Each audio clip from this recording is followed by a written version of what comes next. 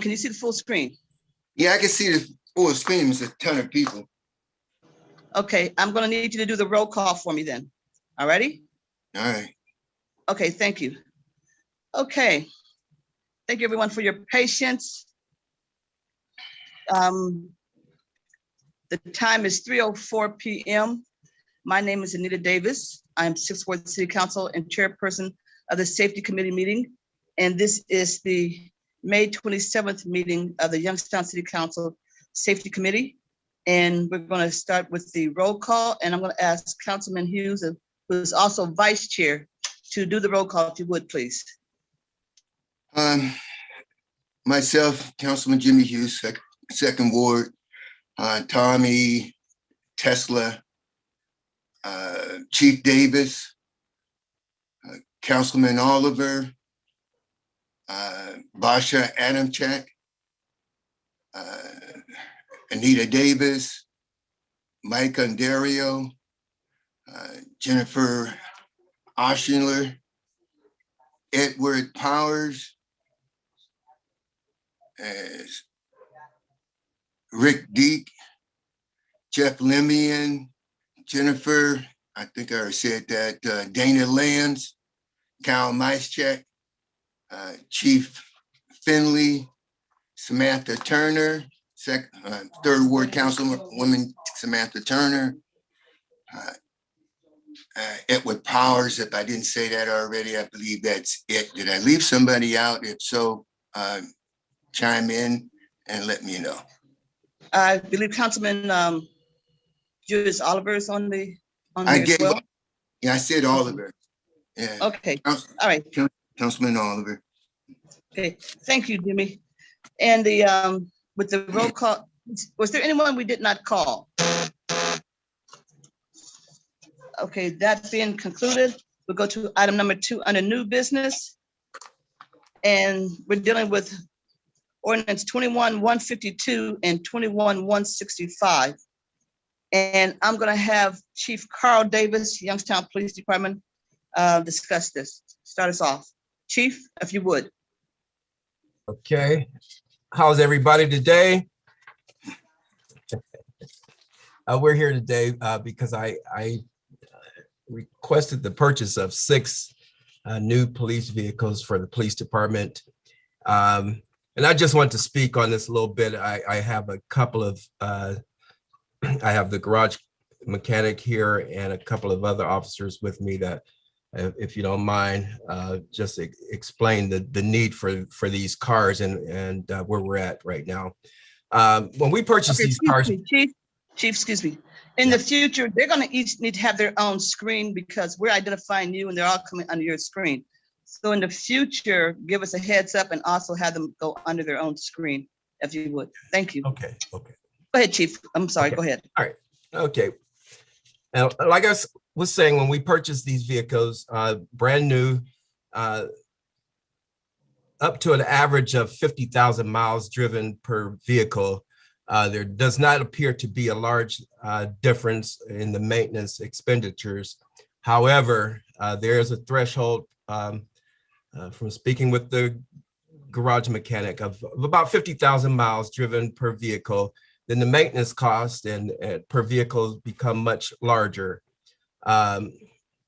There's preventive maintenance done daily on these cars, which involve an inspection performed by the police garage crew that involves checking the engine, the lubrication, mechanical service that includes oil changes, fan belt adjustments, replacing cracked hoses, safety and emission inspections, and other maintenance.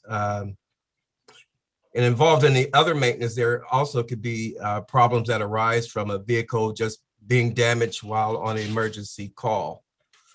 And if I may, can I have Sergeant Ronnie Barber? He'll come and he'll explain to you.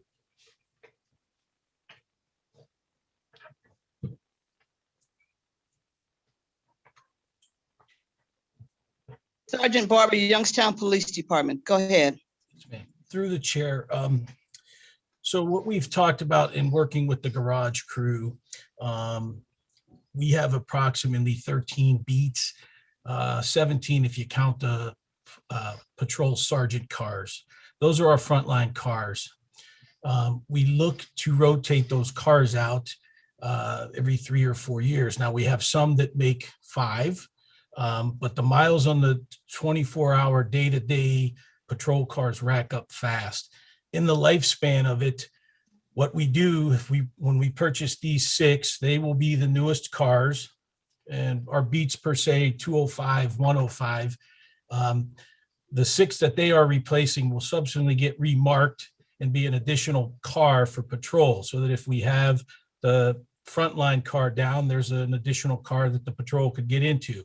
When it gets remarked, it stays in patrol for a few years. Those cars that are now then get supplemented, get stripped out, and then are assigned to our detectives that are on call, or the investigative assignments that need unmarked cars.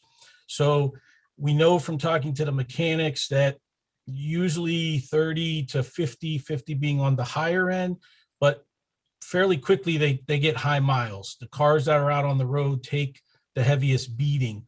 As they pass along, they get down, and then when they're ready to be salvaged at the end, we have cars that currently are 07s, 08s, 09s that are still in service.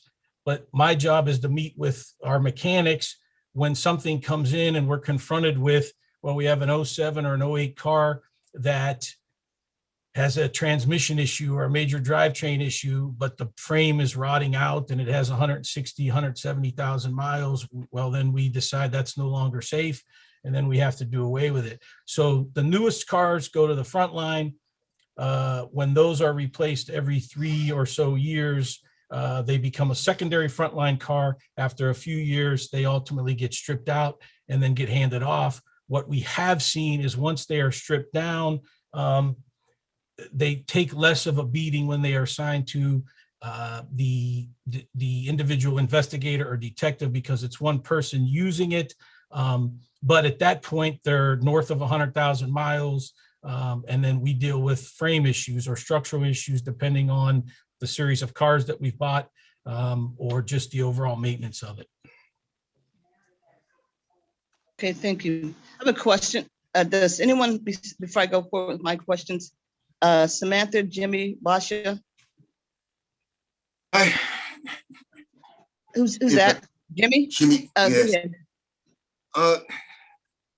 Sergeant, and it's been a long time since you and I spoke, but you are the one in the police department, not the fire department, right? No, I'm just joking. Yeah, The barber. my family, right? Yeah. Yes. Can we come? We've had mixed. How often they're turnover? You said 3. We heard 6 before. We heard such and such, this and that. Now you throw in the mileage in there as well too, as turning over a car. Can there be something put together in the sense, or are you saying that we just go by the cars and look at them and see what condition it is, and then we request a replacement?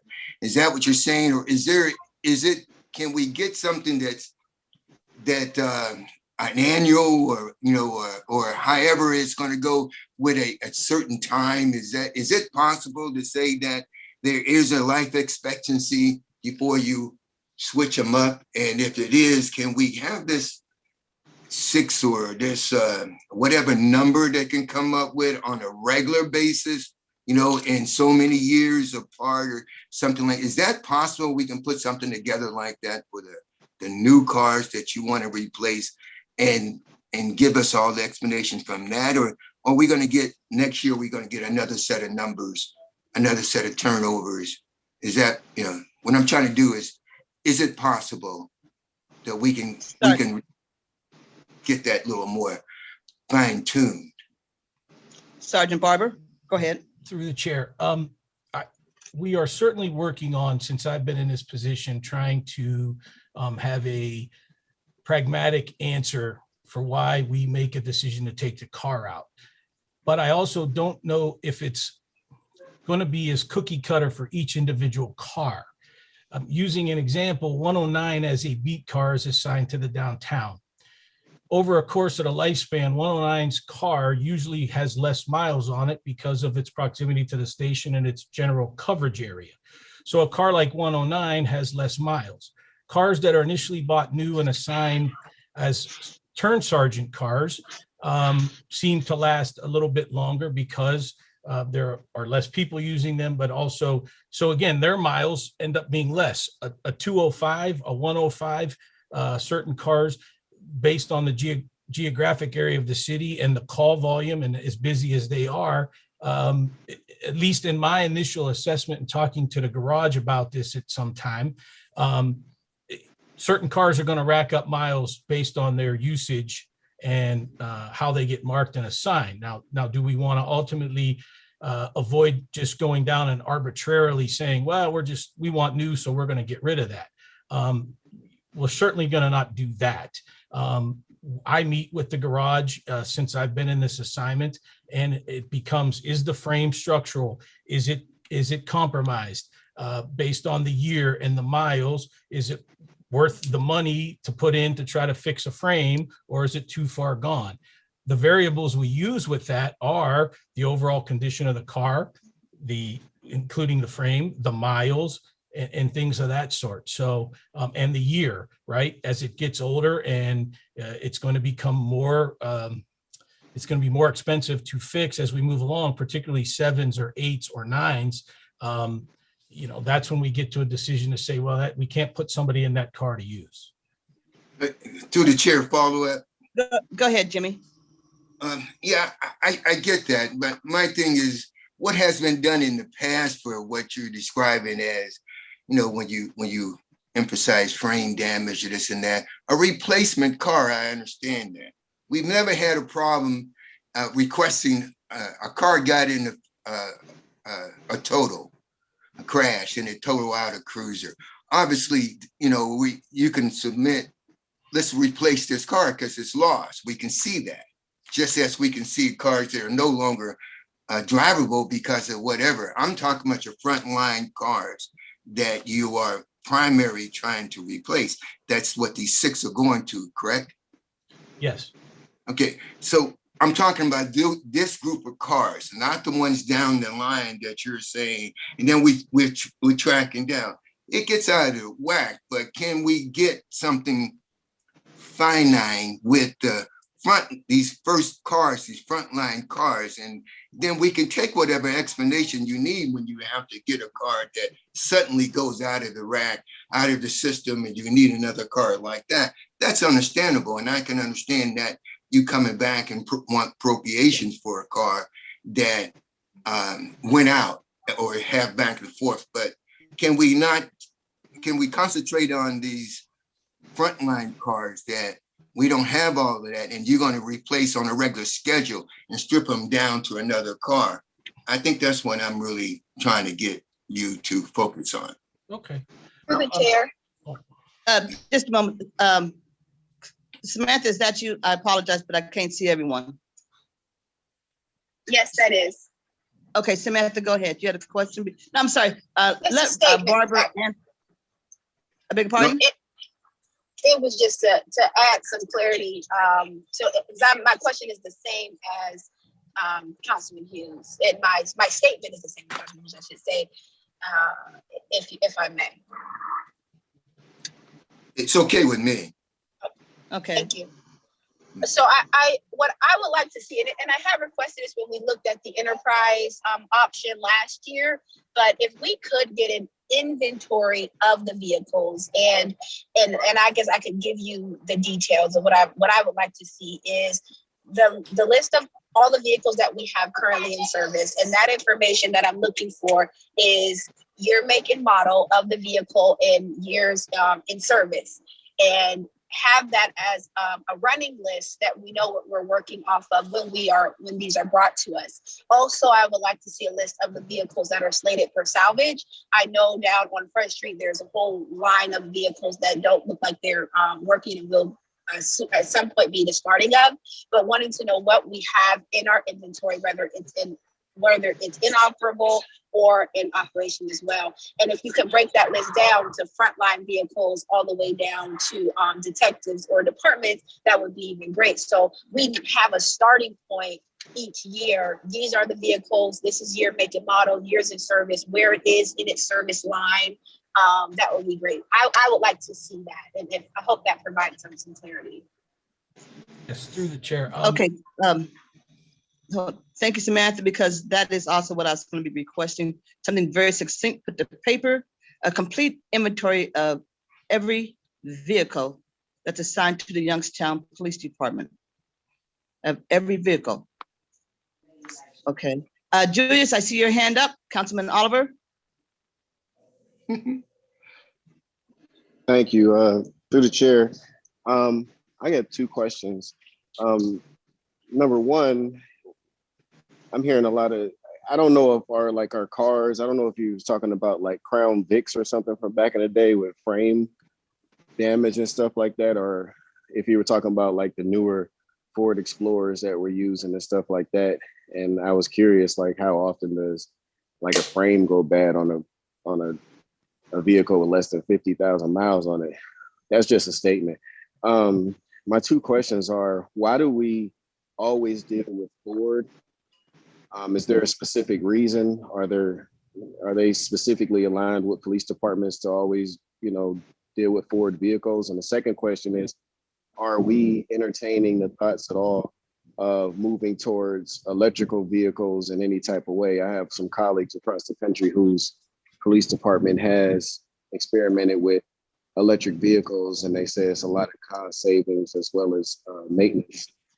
So just those are my two questions. Thank you. Who's going to be answering that from the police department? Sergeant Barber or the garage crew?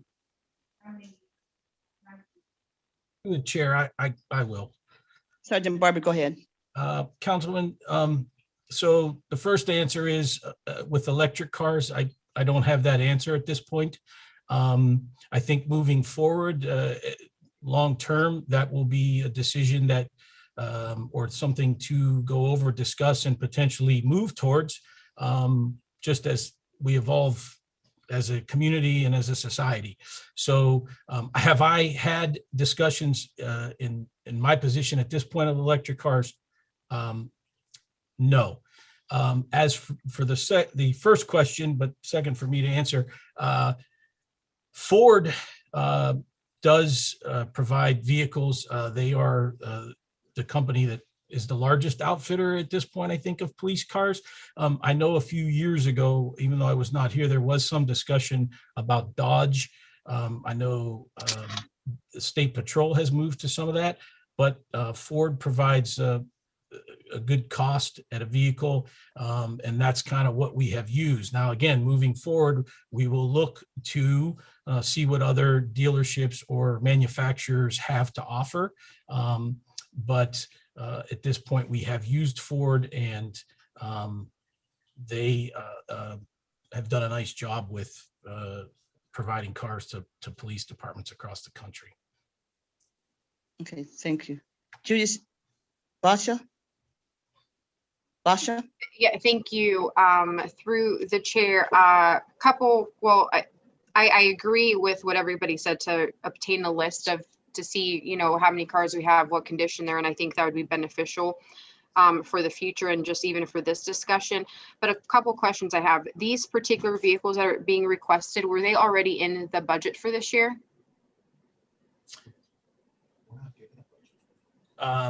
So through the chair, I know that when Chief Davis made his initial budget proposal, he had asked for money for cars.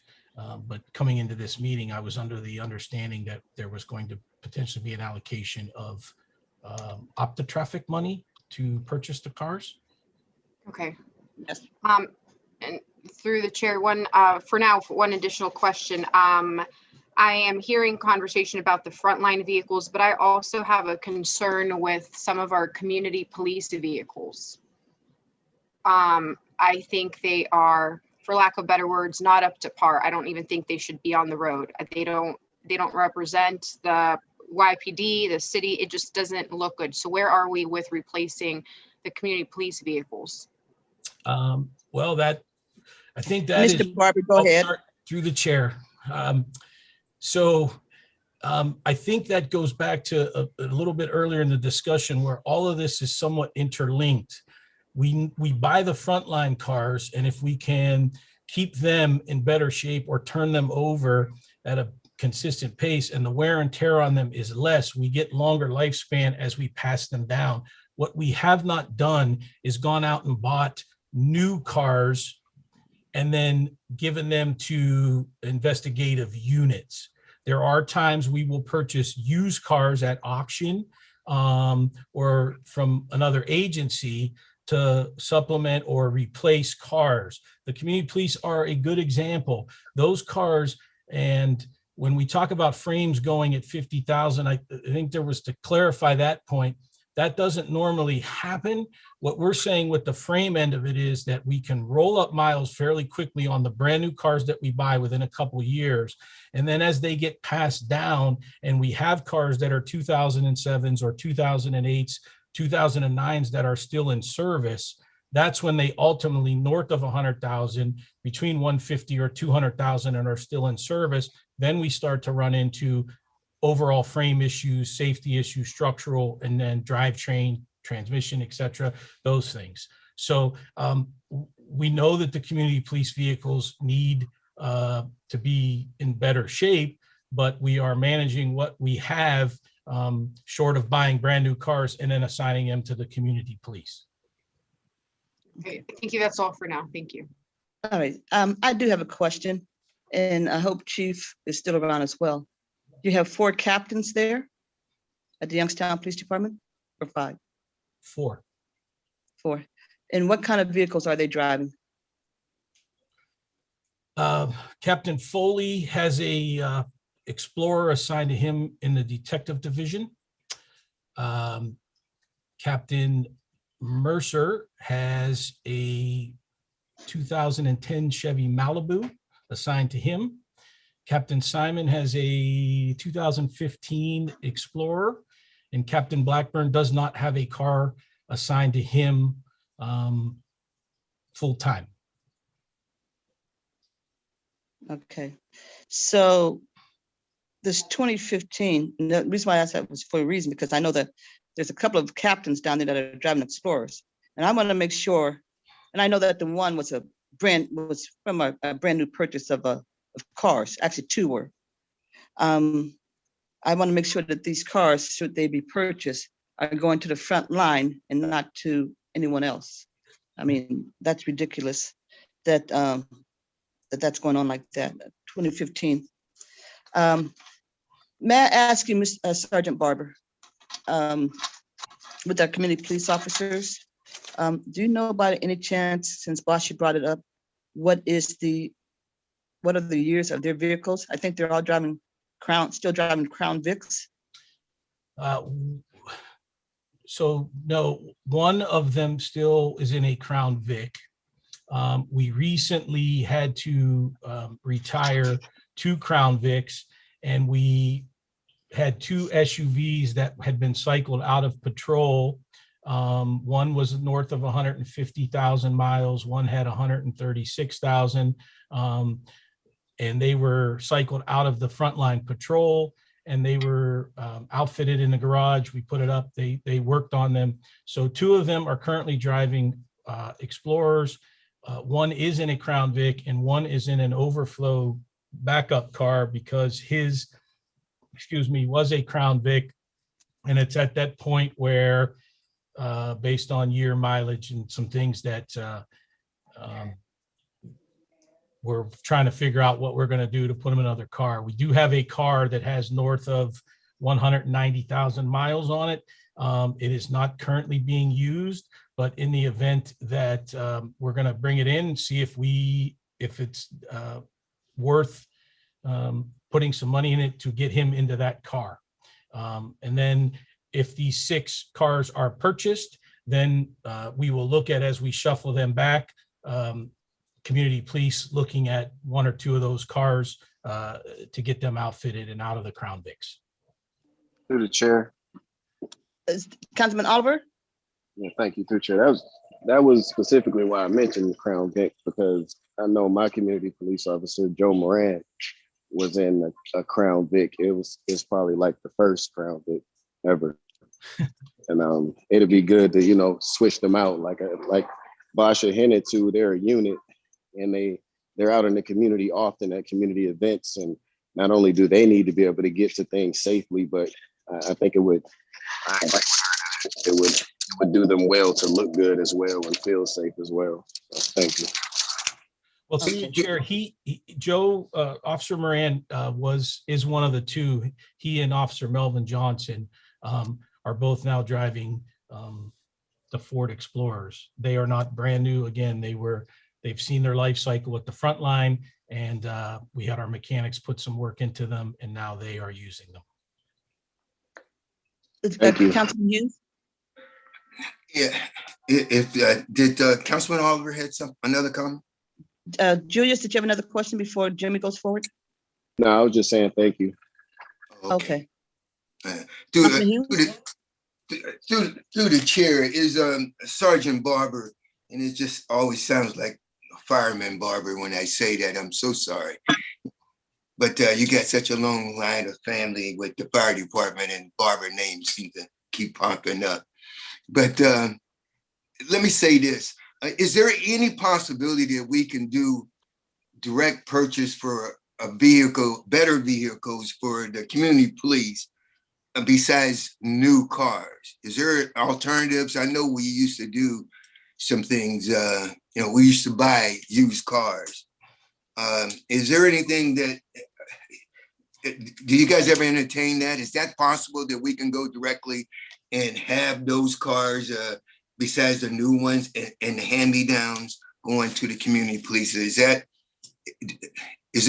something still going into bidding on another car, bidding on used cars? Is that available any kind of way that we can entertain that? Through the chair. Yeah. Go ahead, Sergeant Barber, and then Cal can probably address this as well. Sergeant Barber. Yeah, so yes, there are auctions available. I know historically we have bought cars that are used. They're, to my understanding, last year because of the pandemic, there were not. Mannheim was a company we have used over in Pennsylvania. They did host one about 4 or 5 weeks ago. We looked at some of the cars. They were beat up and not some stuff we were interested in. Plus, we have to get some things in order with council about getting stuff appropriated and ready to go when we do go to an auction. We have in the past used the Drug Task Force, who leases cars, and then we, after their 2-year or 3-year lease cycle is up, have made some purchase of those. So in short, council, yes, that is still an option. Auctions are opening back up. I know we have used the Pennsylvania State Police. We've used the Ohio State Highway Patrol before, and cars there, to my understanding. Now, I have not purchased cars yet, as I took this assignment at the end of last year, and I'm kind of going through the year as things come up. But those cars at times are 60 or 70, 80,000, sometimes could be north of 100. That's potentially what you bid on, but it is available, and we are looking at that. So. To the chair, rebuttal. Go ahead. I'm not talking about buying junk though. You roll off with the junk cars that you looked at, but you probably could have left that out. I'm talking about decent cars though, okay, and earmarked directly toward the community police. I'm definitely in favor of that, even to a possibility of getting them new cars, if that, and that's just me speaking though, and Cal has to talk about that, but I'm saying good cars. I'm not talking about junk. So The chair. Just a moment. Bosch's hand was up first.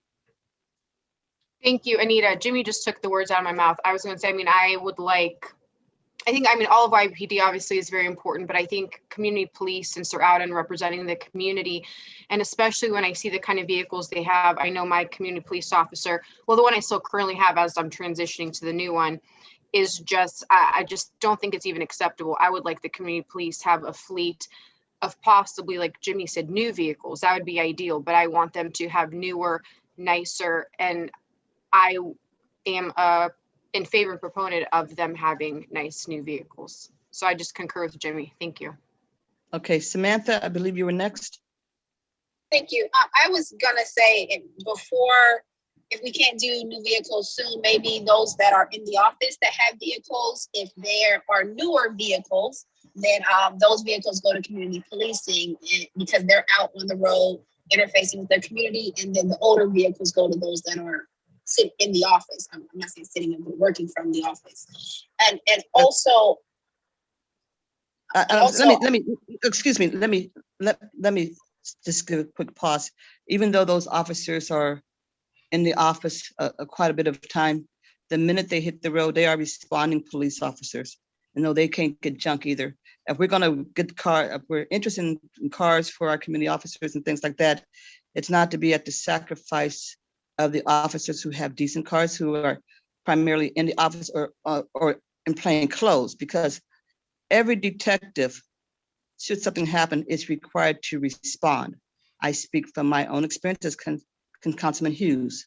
I went and responded to all those emergency calls. So I think if we're going to address the community police officers, we need to address it separately and not taking from the officers who already have decent cars. Okay, but so, because they're still police officers. They're still police officers. So I think we can probably ask Cal Isaac, are you on the? Yes, through the chair, what is the question?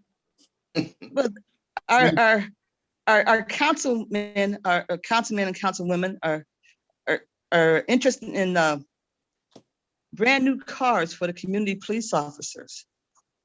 Would that be anywhere inside the budget? Through the chair, there is a Okay. possibility that money can be allocated based on what we're going to have to recover with regards to income taxes. However, Okay. you have legislation that's up in front of you tomorrow, next week, that's asking to spend some of that money with regards to the street department. We can, if we want to, if this is something that you're going to ask of the administration, we could potentially put forth some of that. But it's my understanding that we were going to first talk internally between departments and try to strategize on what we were going to prioritize. So I know that Dawn wants to come to the table and ask about some equipment purchases. Police was utilizing the OptoTraffic as a request. It does not mean that we still can't look at some additional cars, but you're asking for, I would assume, a total of 7, because are you talking about each of the 7 wards having their own for that community police officer, correct? Are we talking about all 7, or because 2 already have the Explorers?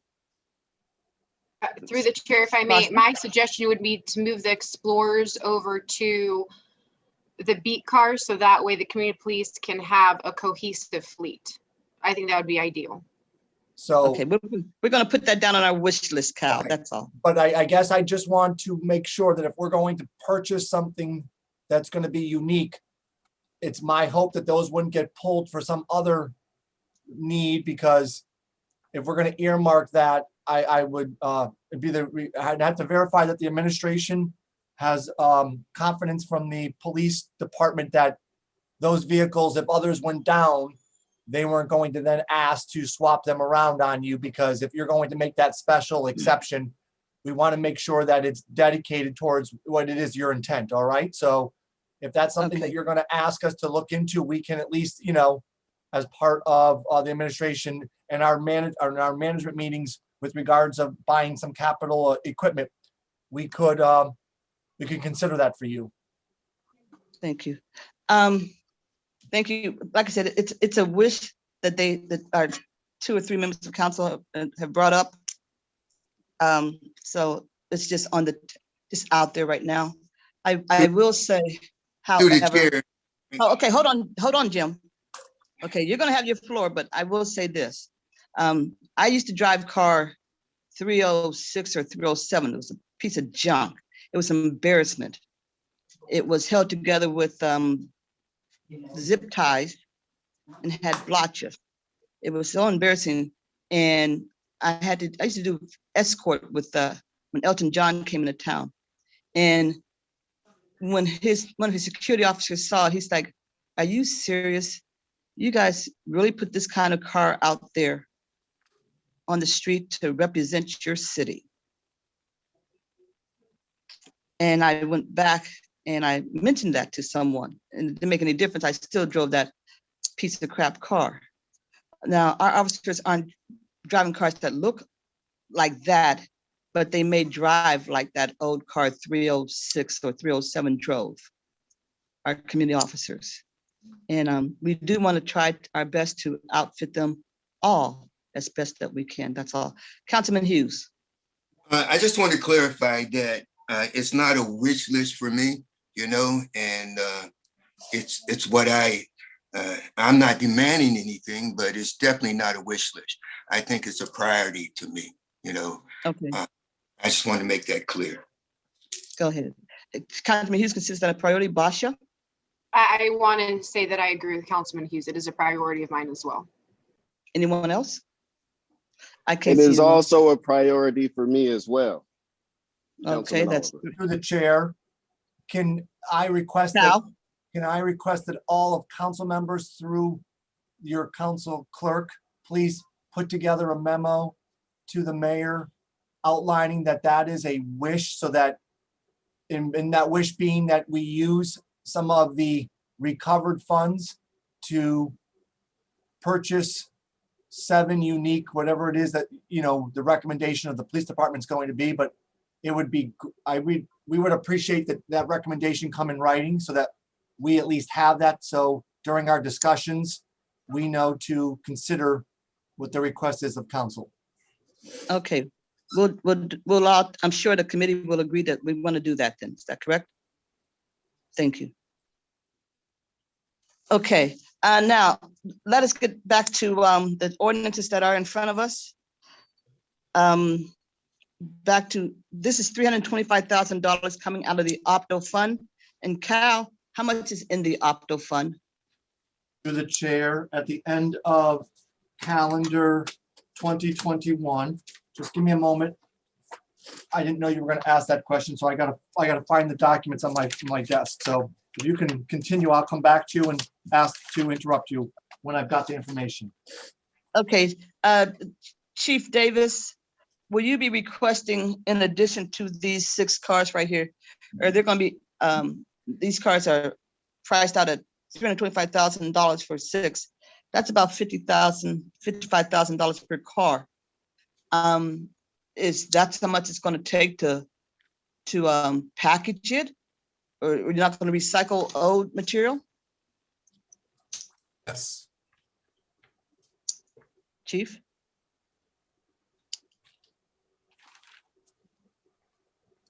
Hello? Chair, through the chair. Go ahead. What was the question again, Councilwoman Well, Davis? at almost $55,000, is that the cost of the vehicles? Is that the cost of the vehicle plus outfitting it? And will you be using like this lights and sirens and things from other vehicles, or are you going to be buying all new? No, this includes all the equipment for the vehicles. Okay, Through the chair, go ahead, Kyle. at the end of 2020, the balance in the Opto Traffic Fund is $464,250 approximately. Okay, thank you. Basha? And if anyone else has a question, please sing out, because I can't see all the faces on my screen. I apologize. Basha? Thank you, through the chair. Kyle, you just gave the balance. May you please remind me what the Opto Traffic was like originally like earmarked or allocated for? Weren't we paying something off with that, or is that already paid off? Can you remind me, please? Paid off. Through the chair, last year we paid off the balance of the Motorola radio system. Prior to us doing that, we started 2020 with 2,142,000 in the fund. We deposited an extra 203,000 because of the activity that came in January and February, and it tailed off. And then we spent roughly 1.9 of that last year through some prior year commitments that council had approved in 19 that didn't get spent until 20, and then making that payment towards the payoff of the Motorola radio system. So we're done with all of those obligations. So the 464, 250 is what is left after all obligations have been paid. That is correct. And it's my understanding that you may also have legislation in front of you this week, for next week, that asking to appropriate some of the funds for the CIRV program that are also still in that fund after these monies. If you okayed the moving of the money, or not moving of expending the funds for the vehicles, that there was going to be a request for CIRV to have some additional funding to do some things with the community in calendar 2021. Okay, perfect. Thank you. Okay, anyone else? Through the chair. Samantha? Thank you. I just want to be clear. So the ordinance is requesting 6 new vehicles to be purchased out of off the traffic at 55,000 each, and that is to outfit them completely. Carl? I mean, Chief Davis? To the chair, that is correct. 55,000 for each vehicle. And that will be that includes all of the equipment for Right. each vehicle. And I just want to get a few more pieces of clarification. So as a body, are we requesting that this ordinance be changed to include a 7th vehicle and these vehicles go to community policing? Or are we wanting this to stay as is and then put a memo in to purchase an additional 7 vehicles to go into community policing? I'm going to answer that. Cal has asked that the committee, and I believe that he wants council as a whole to have our clerk send out a memo to the administration, advising them that we would like to see our community police officers have an entirely new fleet of vehicles. So that would be an addition. That's separate. Totally separate from this piece. These 2 pieces right here. Through the chair, can I just reply to Councilman Turner so that she has better clarity too? Is that possible? Go ahead, Cal, please. Okay, Councilman Turner, the funding for those 7 vehicles will not be coming out of OptoTraffic. If we move forward and council approves it, those monies would be coming from the American Rescue Plan funds that we would be recovering as a reduction of lost income tax, as one of the items that we discussed for 2021, that we would be putting back into our funds so that we potentially can make them available if the administration and council works together to purchase those 7 vehicles. Samantha, does that answer it? You good? Thank you very much, Cal. Yes. Okay. To my colleagues, did you want these to be the same vehicles, Explorers, or are you amenable to one that's not quite as powerful or as expensive? Through the chair. Go ahead. Go ahead, Jimmy. You go first. I think they should be unique. As we started off with the conversation, they should be police cars. They should be marked police cars, but they don't have to be the same thing. We need to focus on the community police and not have them jumping ship, as a drop of a dime. So yes, I like to see community police written on the side of the car. I like to see them a different brand of car than what the regular police was driving, for that very same reason, because I want the community police. I think the community police is a most underrated most valuable, underrated source of policing that we're having in previous administrations. So yes, I think we need to build up the community police and have unique community police vehicles. Okay, And now, I concur. that being said, that's what I'm saying. I see Boston nodding your head. Anyone else have input? Nope. Share. Julius, was that you? Yeah, that was me. Anita. You concur? Yeah, I do. I just wanted to add to it. Go ahead. Well, not necessarily to that. I do agree with what Jimmy is saying. They should be unique and separate. But I wanted to put in a request to the safety committee to possibly, if we could, look into electric vehicles and come back with some information on how that could benefit the city and the police department. Do you want the safety committee to look into electric vehicles? Committee to tell whoever to look into You're bringing it. it to us, so why don't you bring us the viability if they're doing it in other places with electric vehicles and the cost of them? You know, So you want me to look into it? well, but then you're giving me an assignment, yeah.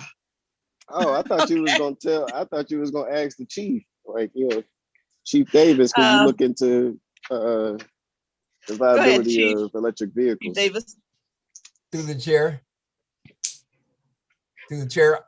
I'm go trying ahead, to get, Chief. I'll be glad to get a regular car first before we get the electric vehicles. Okay, let's get back to it. Julius, we'll definitely address this in the future. It's not like we're running towards these things. But as to ordinance 152 and 165, are there any other direct questions to these two pieces? From anyone? Okay. Then we'll go move on to, thank you, Chief Davis, and to your staff members who are there. You can you can leave if you want to, or you can just sit back and chill with us. And we're going to move on to the next thing, which is an update on the AMR services from Youngstown Fire Chief Finley. Chief Finley?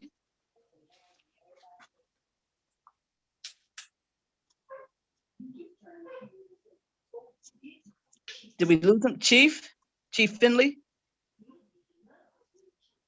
Chief is muted. Chief Finley? Yeah, Chief, go ahead. Okay, I'm sorry. Myself and Ed Powers, we've been back and forth for a few months, and we finally came up on agreement.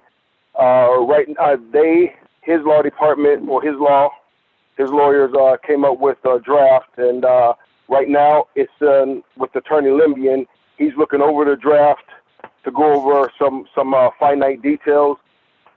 After that, we'll bring it to council as a whole.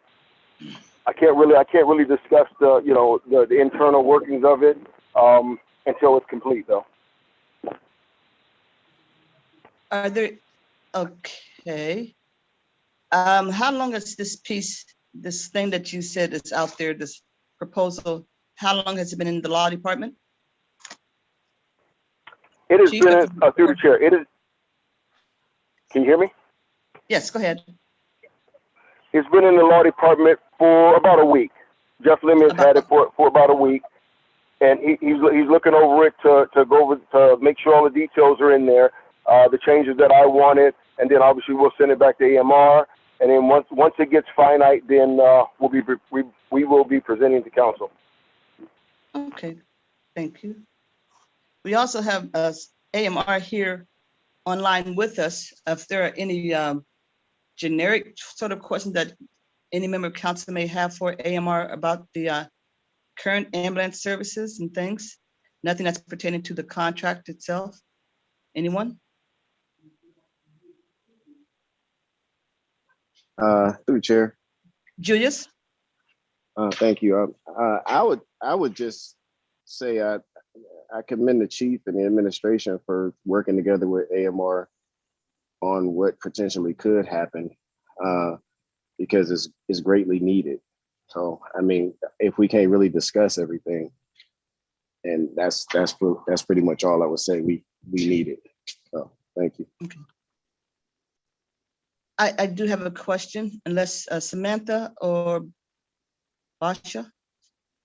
Samantha or Basha, any questions? Jimmy? I do have a question. But Jimmy? No, Okay. So how many to the I believe it's Ed from AMR. Ed, can I get your name, please? Powers.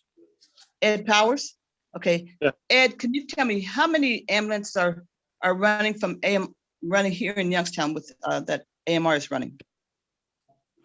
Currently in our current agreement, we're contracted for 3.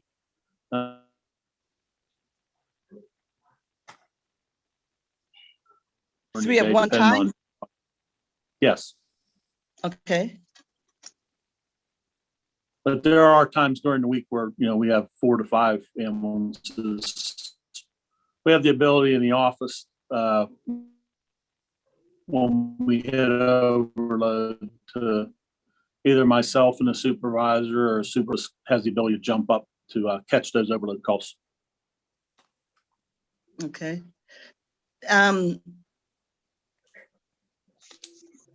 So for instance, this past weekend, were there any problems having ambulance services responding to the shootings that took place over on the west side? Did we have sufficient ambulance coverage? Ed, Yes, ma'am. So, how many ambulances? to my responded? knowledge, there was no issues. Could you, do you have by any chance the number of how many ambulances were sent to there? I don't have that right in front of me, but I can get the information and get it to you. Okay. Yeah, Jimmy, if you could. Jimmy? Yeah, I Jimmy?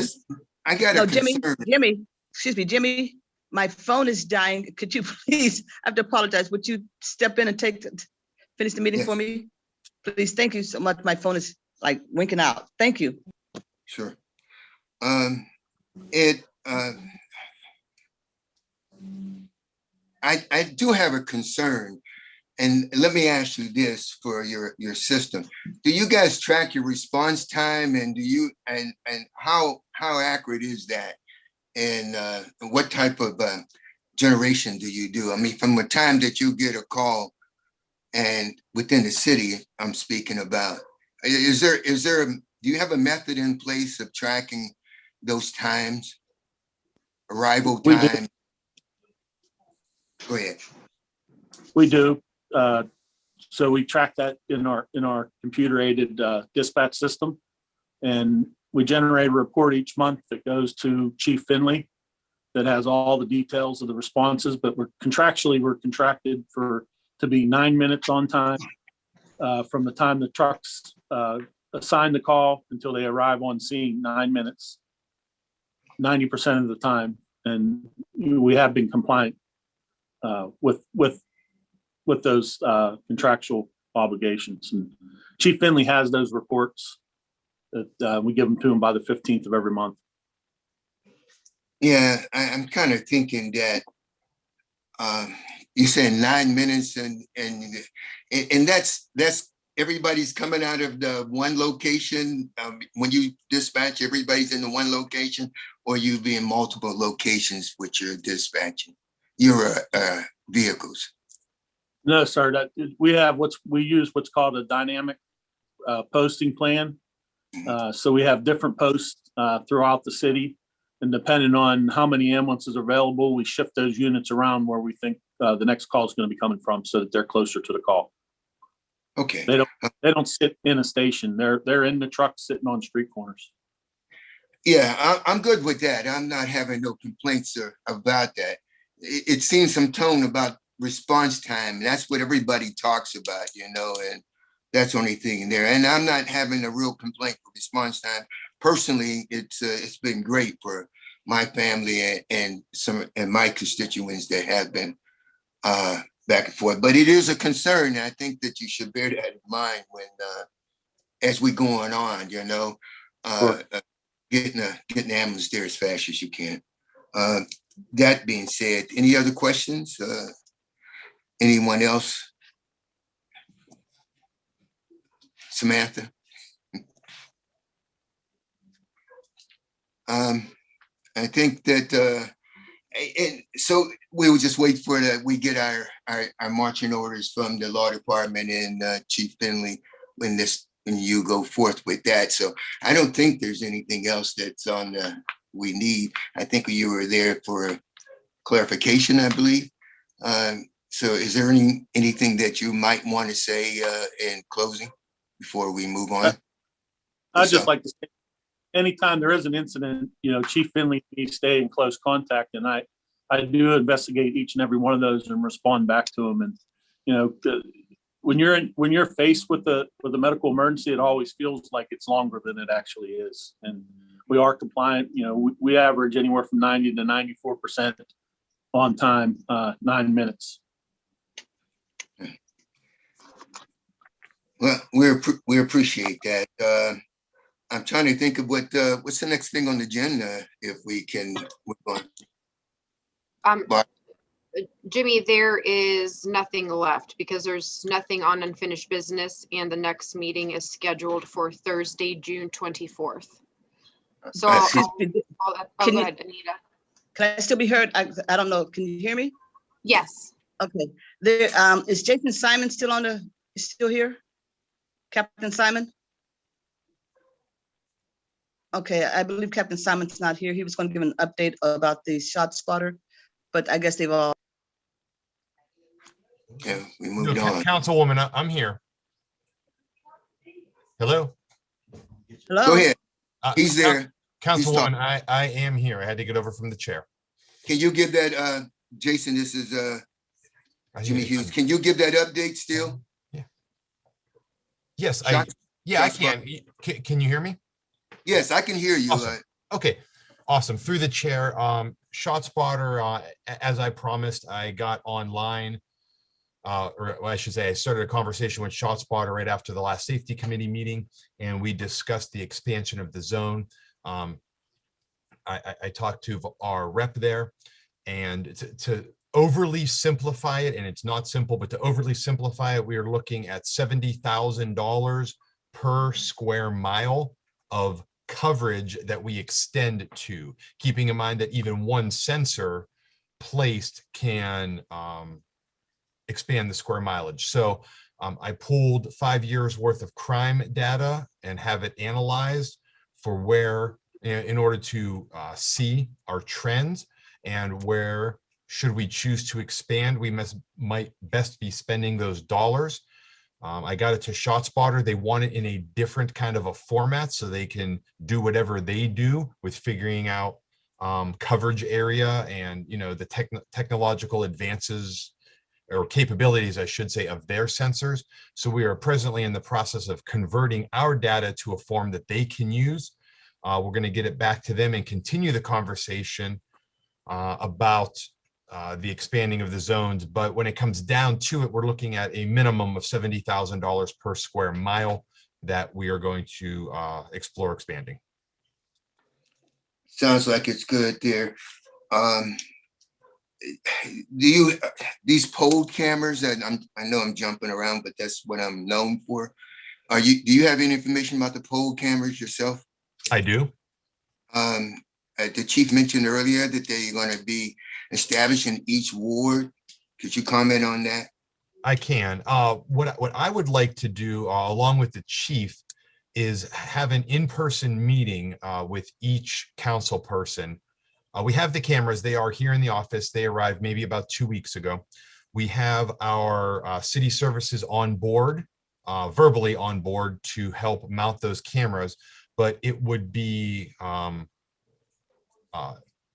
a good move upon us to sit down with each person in their ward to show them the kind of crime rates, what crimes are happening in what areas, and allow you to choose, where you want that camera to be pointed. Again, we are all very aware of the privacy concerns. These are going to be pointing down, obviously, public thoroughfares.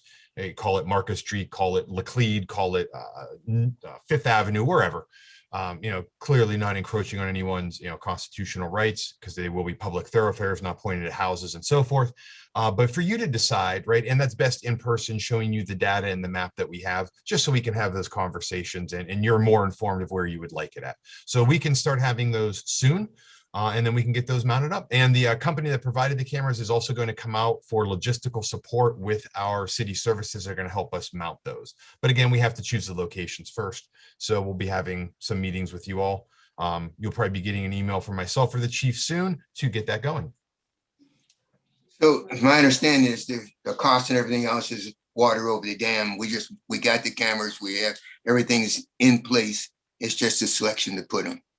It was paid for by CDBG funds, which was excellent. There will be recurring maintenance costs each year. Nothing's ever for free. So there will be recurring maintenance costs each year. But yes, the cost of the cameras is paid for. Yeah. Any comments? I can't see anybody's hands. To the chair? Yes.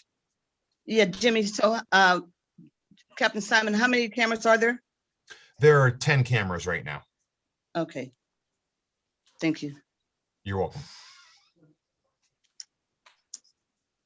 And I guess that council will get back to you, I guess, for the most part about that, those interviews and discussions further that you want. I have no idea where it goes from there.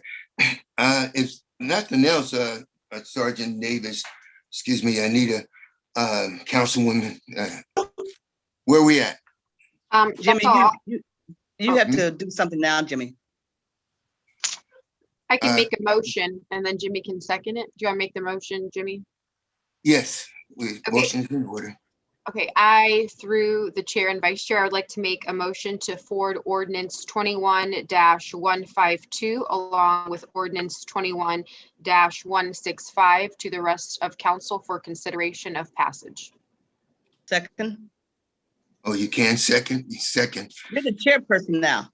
Yeah, and it's been moved in second that we pass both along to full council for consideration. Both ordinances. Do I have to repeat the numbers? Good. Then it's been moved in second and motion's passed. And motion, I would like to make a motion to adjourn. Second. Motion passed. We are adjourned at this time.